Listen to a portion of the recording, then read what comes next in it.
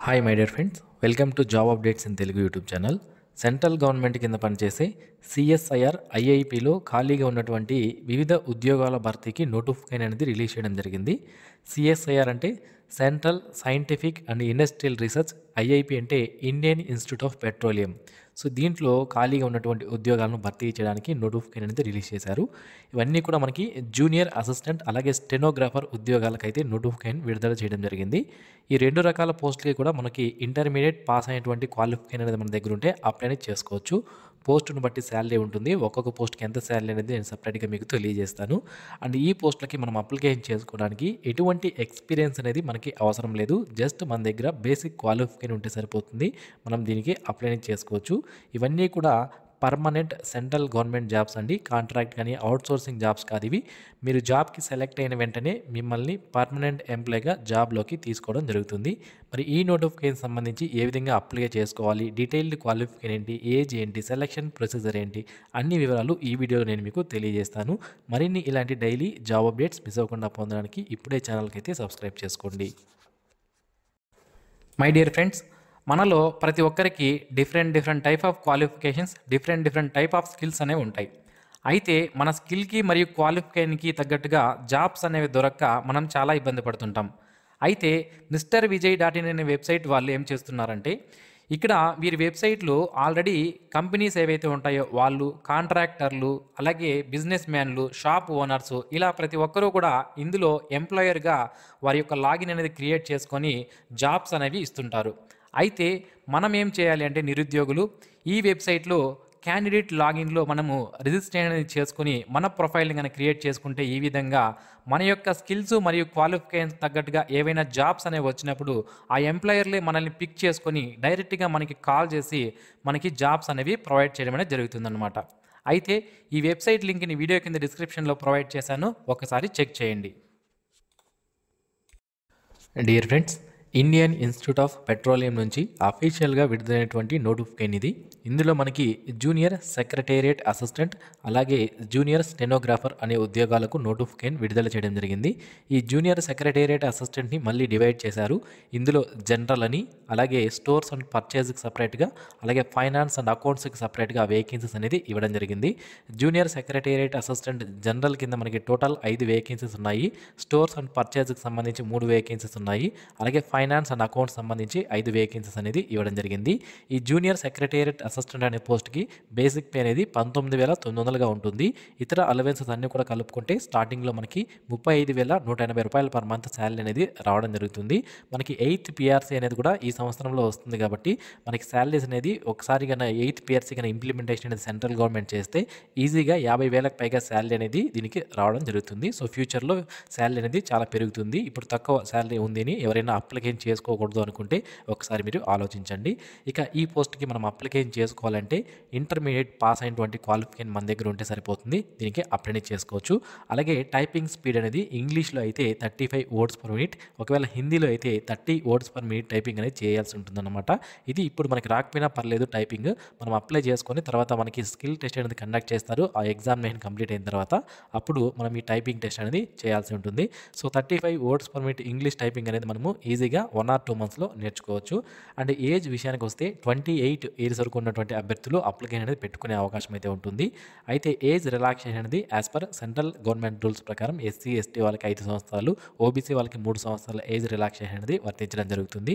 ఇక junior stenographer అనే పోస్టుకు సంబంధించి 4 వేకెన్సీస్ ఉన్నాయి. దీనికి స్టార్టింగ్ పర్ మంత్ శాలరీ అనేది 46,050 రూపాయలు పర్ మంత్ శాలరీ అనేది రావడం జరుగుతుంది. దీనికి అప్లై చేయాలంటే ఇంటర్మీడియట్ పాస్ అయి ఉండాలి. అలాగే స్టెనోగ్రఫీ స్కిల్స్ అనేవి తప్పనిసరిగా వచ్చి ఉండాలి. ఏజ్ 27 years వరకు ఇవ్వడం జరిగింది. ఏజ్ రిలాక్సేషన్ అనేది సెంట్రల్ గవర్నమెంట్ రూల్స్ ప్రకారం మనకి వర్తించడం జరుగుతుంది. ఇక మెథడ్ ఆఫ్ సెలక్షన్ ఏ విధంగా ఉంటుంది అంటే, మనకి ఎగ్జామినేషన్ మరియు టైపింగ్ టెస్ట్ ఆధారంగా, స్కిల్ టెస్ట్ ఆధారంగా మనకి సెలక్షన్ అనేది చేస్తారు. మొదటగా జూనియర్ సెక్రటేరియట్ అసిస్టెంట్కి సంబంధించి ఫస్ట్ టైపింగ్ టెస్ట్లో మనం చూసుకున్నట్లయితే 10 minutes పాటు ఈ టైపింగ్ టెస్ట్ అనేది కండక్ట్ చేయడం జరుగుతుంది. 35 words per minute టైపింగ్ అనేది మనం చేయాల్సి ఉంటుందన్నమాట. ఒకవేళ హిందీ టైపింగ్ అయితే 30 words per minute అనేది మనం చేయాల్సి ఉంటుంది. 10 నిమిషాల టైం అనేది ఇవ్వడం జరుగుతుంది. దీని తర్వాత మనకి రిటన్ టెస్ట్ అనేది కండక్ట్ చేస్తారు. ఈ రిటన్ టెస్ట్లో మనకి పేపర్ 1 అండ్ పేపర్ 2 అని 2 పేపర్లు ఉంటాయి. అయితే ఇక్కడ మనకి ఎగ్జామినేషన్ సంబంధించి టైం అనేది 2 అవర్స్ 30 మినిట్స్ అనేది ఇవ్వడం జరుగుతుంది. క్వశ్చన్ పేపర్ అనేది ఇంగ్లీష్ అండ్ హిందీలో మాత్రమే రావడం జరుగుతుంది. మన లోకల్ లాంగ్వేజ్లో క్వశ్చన్ పేపర్ అనేది ఉండదు. అన్ని క్వశ్చన్లు కూడా మల్టిపుల్ చాయిస్ క్వశ్చన్సే ఉంటాయి. ఏవైనా మనకి ఒక క్వశ్చన్ ఇచ్చి 4 ఆప్షన్లు అనేది ఇవ్వడం జరుగుతుంది. కరెక్ట్ ఆన్సర్ అనేది మనం చూస్ చేసుకోవాలి. ఇక పేపర్ 1 అండ్ పేపర్ 2 ఏముంటాయో చూసుకున్నట్లయితే పేపర్ 1 వచ్చి మనకి 1 అవర్ 30 మినిట్స్ టైం అనేది ఇస్తారు. ఇందులో మెంటల్ అబిలిటీ టెస్ట్ అనేది ఉంటుంది. 100 క్వశ్చన్స్ ఉంటాయి. 200 మార్క్స్కి ఎగ్జామ్ని కండక్ట్ చేస్తారు. ఇందులో ఎటువంటి నెగిటివ్ మార్క్స్ అనేవి ఉండవు. ఇక పేపర్ 2లో మనకి 1 అవర్ టైం అనేది ఇవ్వడం జరుగుతుంది. జనరల్ అవేర్నెస్ నుంచి 50 క్వశ్చన్స్ 150 మార్క్స్కి, అలాగే ఇంగ్లీష్ లాంగ్వేజ్ 50 క్వశ్చన్స్ 150 మార్క్స్కి, అంటే ఒక క్వశ్చన్కి 3 మార్కులు అనేది ఇక్కడ ఇస్తారు. అయితే ఒక నెగిటివ్ మార్క్ ఉంటుంది అని కూడా మనకి ఇక్కడ క్లియర్గా మెన్షన్ చేయడం అనేది జరిగింది. సో పేపర్ 1లో మనకి ఎటువంటి నెగిటివ్ మార్క్స్ అనేవి ఉండవు. పేపర్ 2లో మాత్రం 1/3 ఆఫ్ నెగిటివ్ మార్క్స్ ఉంటాయని మనకి ఇక్కడ క్లియర్గా మెన్షన్ చేయడం అనేది జరిగింది. ఇక ఏదైతే స్టెనోగ్రఫీ పోస్ట్ ఏదైతే ఉందో దానికి మొదటగా స్టెనోగ్రఫీ టెస్ట్ అనేది కండక్ట్ చేసిన తర్వాత రిటన్ టెస్ట్ అనేది కండక్ట్ చేస్తారు. సేమ్ రిటన్ టెస్ట్ మనకి ఇక్కడ కూడా ఇవ్వడం జరిగింది. ఒకసారి చూడవచ్చు ఎవరైనా స్టెనోగ్రాఫర్కి అప్లై చేయాలనుకుంటే. ఇక జనరల్ కండిషన్స్ అనేవి మనకి ఇక్కడ ఇవ్వడం జరిగింది. శాలరీతో పాటుగా మనకి DRS allowance, house rent allowance, అంటే మనకి బేసిక్ పేతో పాటుగా DRS allowance, DA, house rent allowance, HRA, transport allowance అనేవి ఇలాంటివన్నీ కూడా మనకి యాజ్ పర్ గవర్నమెంట్ రూల్స్ ప్రకారం ఇవ్వడం జరుగుతుంది మనకి ఇక్కడ క్లియర్గా మెన్షన్ చేశారు. ఇక అదర్ డీటెయిల్స్ విషయానికి వస్తే, కండిషన్స్ విషయానికి వస్తే, మినిమం ఈ జాబ్కి మీరు అప్లై చేయాలనుకుంటే 18 ఇయర్స్ ఆఫ్ ద ఏజ్ అనేది తప్పనిసరిగా ఉండాలి అని మనకి ఇక్కడ క్లియర్గా మెన్షన్ చేయడం అనేది జరిగింది. ఇక ఎసెన్షియల్ క్వాలిఫికేషన్స్ అన్నీ కూడా మనకి డేట్ ఆఫ్ నోటిఫికేషన్ నాటికి తప్పనిసరిగా మన దగ్గర ఉండాలి అని క్లియర్గా మెన్షన్ చేశారు. ఇక ఈ పోస్ట్కి ఏ విధంగా అప్లికేషన్ చేసుకోవాలి అంటే, దీనికి మొదటగా మనం ఆన్లైన్లో అప్లికేషన్ చేసుకోవాలండి. ఆన్లైన్లో అప్లై చేసే లింక్ని వీడియో కింద డిస్క్రిప్షన్లో ఇస్తాను. మొదటగా మనం ఆన్లైన్లో అప్లై చేసుకున్న తర్వాత దాన్ని ప్రింట్ తీసుకొని మళ్ళీ మనం ఒక అడ్రస్కి మనం పంపించాల్సి ఉంటుందన్నమాట. అంటే బోత్ ఫస్ట్ ఆన్లైన్లో అప్లై చేసుకోవాలి, దాని తర్వాత మనం ప్రింట్ తీసి మన యొక్క అప్లికేషన్ని మళ్ళీ పంపించాల్సి ఉంటుందన్నమాట.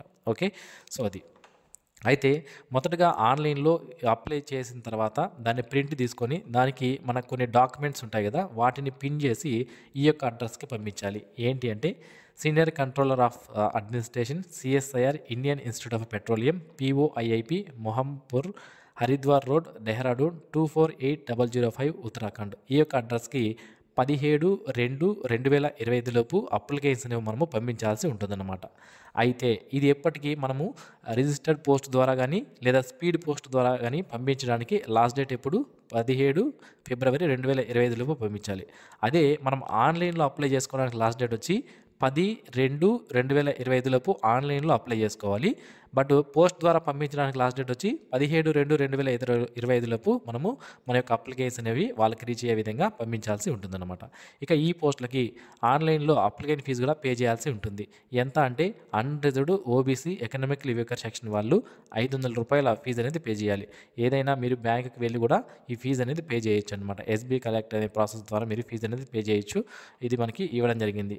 మనము అఫీషియల్ ఆన్లైన్ SBI సైట్లోకి వెళ్ళి SB కలెక్ట్ దగ్గర గవర్నమెంట్ డిపార్ట్మెంట్ దగ్గర సెలెక్ట్ చేసుకొని అక్కడ డైరెక్టర్ IIP అని సెర్చ్ చేస్తే అది రావడం జరుగుతుంది. దానికి 500 రూపాయల ఫీజు అనేది పే చేసి ఆ రిసిప్ట్ కూడా మనం పంపించాల్సి ఉంటుంది.